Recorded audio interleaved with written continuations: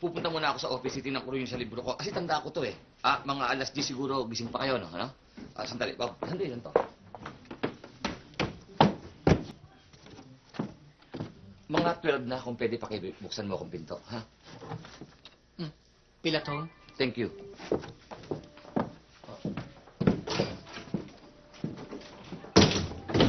Talaga, Juan? Di ka pumasa dun sa school? Hindi pa raw eh. Basta babalik kami ni nanay at tatay. Kasi sabi yun ni tatay eh. Hindi ka naman bobo, di ba? Sabi kasi ng mami ko, bobo ka raw. Pero ang sabi ko naman, hindi no. Hoy, hindi ako bobo. 3 years old pa lang ako, alam ko na ang alphabets. Nako, mukha yatang nagkakaigan na kwentuhan niya mag-best friends, ah. Nako. Saktong-sakto pala ako eh. Oh, Hello. ito yung laptop mo.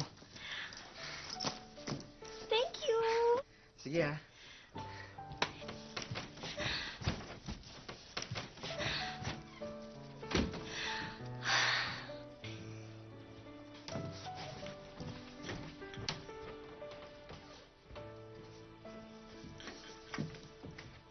Tamang-tama pala dating ko.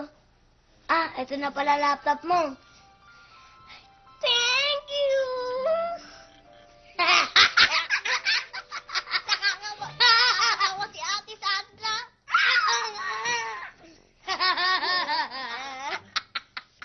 Oh, how sad. I heard your one's not accepted in school. Excuse me, at sino naman nagbalita sa inyo maling balita na yan? You see? My son is a genius. He's got accepted. Ewan ko basta, ang anak ko papasok sa best school. Okay, whatever. Bubuhusan ko na yun ng mainit na tubig, gumukulong tubig na ko lahat. Ako, ate, magpapakulo na ako ng tubig. Migil ka dyan, baka ikaw pambuhus ako naman. Init na tubig. Ate naman eh. Alis? Siguro na ano sinasabi? Grabe. Pati anak ko, inapi. Ano ba na yung baby ko? Ayoko inapi yun ako. Uy, Ari, ba't ngayon lang kayo? Baka kayo malito sa pagpunta dun sa principal. Ari, Ha? baka malate kayo dun sa pagpunta dun sa principal.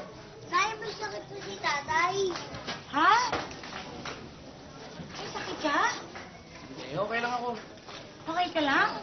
Huwag mo ko intindihin. Ako? Anong okay? Pulang-pula yung mata niyan. Ha? Ano mo nalaman? Nakikita ba mata ko?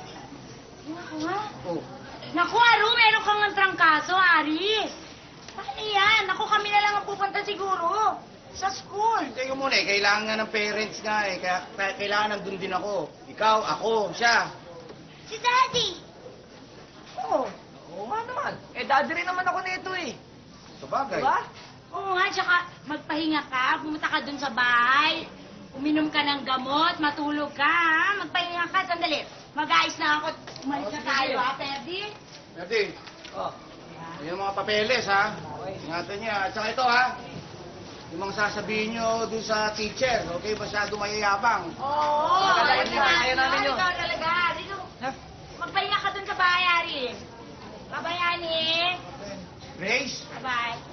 Grace, ikaw na bahala din sa atin ha. Diyan na, dali. Bilita mo na, Ferdy. Magandang umaga po, Mrs. Kubangbang. Mrs. Makabebe? Correct kayo dyan. Ako nga po yun. Balita ko po kasi parang pinapatawag niyo kami ng husband ko dahil may problema kayo dito sa baby ko. Meron lang kasi akong gustong liwanagin tungkol dito sa bata. At mas minabuti ko na magkaharap-harap tayo. Asan po ang tatay ng bata? Ay, parating na po. Nagparada lang. Sandali lang naman ito. Gusto ko lang magkaharap-harap tayo. Sige po. Ma'am, sorry po kasi nahirapan ako i-park yung tricycle eh. Alam niyo na, baka manakaw. Sino sila? Daddy ko po.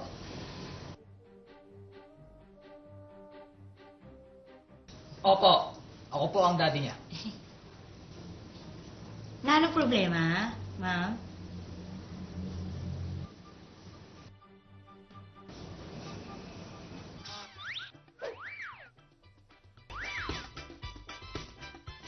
Sandali, ikaw ang tatay ng bata? Siguro po.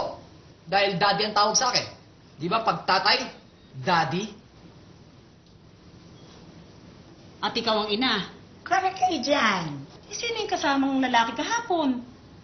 Tatay ko po. Ha? Oo. Dalawa kaming tatay niya. Teka. I'm confused. Little boy, who is your daddy? Siya po. May tatay ka din. Opo.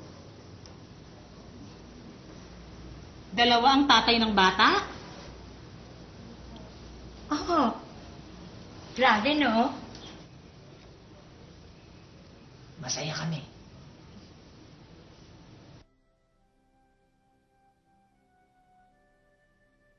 Sinabi mong dalawa ang tatay ng bata at nag-iisa kang ina. Tapos nagtataka ka? Naku, ikaw naman kasing babae ka. Sino naman ang hindi madidismaya doon sa mga pinagsasasabi mo tungkol sa teacher na yon? Abay, Aling Ingrid, tinatanong ako ng teacher, hindi sinabi ko yung totoo. Okay, wait a minute. I just need a moment of silence here, no? Pwede bang sirahin ko muna yung highlight ng momentum natin? Okay, one question lang. Naipaliwanag nyo na ba na si Juan ay,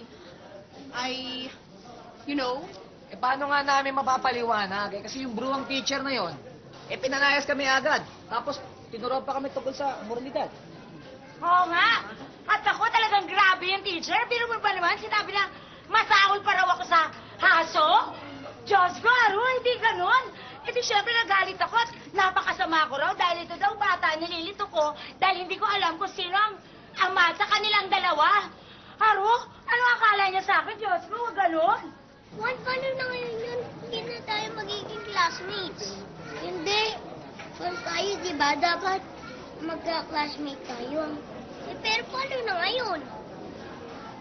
good question. Okay. Ang tanong ko lang naman dito ay, paano na ba talaga si Juan?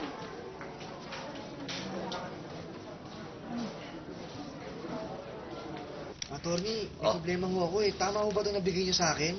Ba't magkano ba yan? 150 lang ho eh. O, 150 tama. Marunong ka ba bumilang? Ibig niyo sabihin, Na? 150 lang ang sweldo ko. Kada araw? Sandali, Henry. Nakalagay sa labor code yan. Baka gusto mong isa-isahin ko pa sa'yo. Hindi na po. Ayos na to. Sabi, para ka nagreklamo sa mga pausapan natin ganito eh. Oh, Excuse me, attorney. bakit ka na Yung balik? laptop ko po eh, parang sira yata ulit. Abay, di ba na pinaayos ko na to? Henry, di ba inaayos mo na to? Attorney, ayos ko. Binigay sa kanya. Naayos ko yan. Abay, nasisira ka kredibilidad ko sa serbisyo rito eh. Ayusin mabuti yan. Masisira ako sa tao rito eh. Hindi ka yata marunong eh. At saka yung pinag-uusapan natin tungkol doon sa sweldo mo ha. Kung babasahin ko sa isa-isa yan, baka subaksak sa isip mo, tama ako. At huwag ka nang bumulong-bulong kasi kasuhin mo yan. Kinikilala ako rito eh. Baka tapos yan lang di magawa.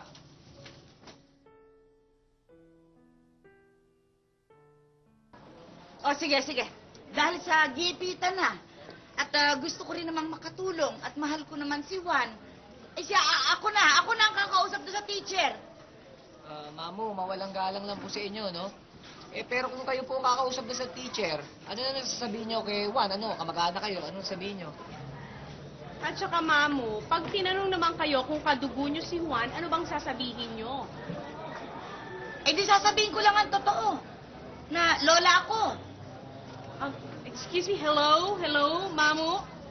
Kayo, lola kayo by imagination, pero hindi talaga kayong lola na kadugong lola. You get? You get that? O ito, you get. Sino ba sa atin dito ang kadugo ni Juan? Pero Aling Ingrid, yan nakikisaw-saw ka na naman. O, tingnan mo na naman ugali ng babaeng ito. Ano bang nakikisawsaw? Tinutulungan na nga kita. Ako ba ang masama? Ano ka ba? Wala ka utang na loob. Hindi ko malaman kung saan mo minanay ugali mong yan. Tama na ho. Baka magsalpukan pa tayo dito eh. Mamo, tanong ko na sa inyo. Ano po ba apelido nyo? Toralba. Toralba. Kami po, Makabebe. Si Juan naman, Abisamis.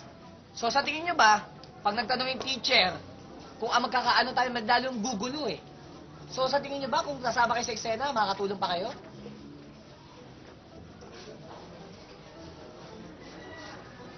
Kala ko ba kakausapin ng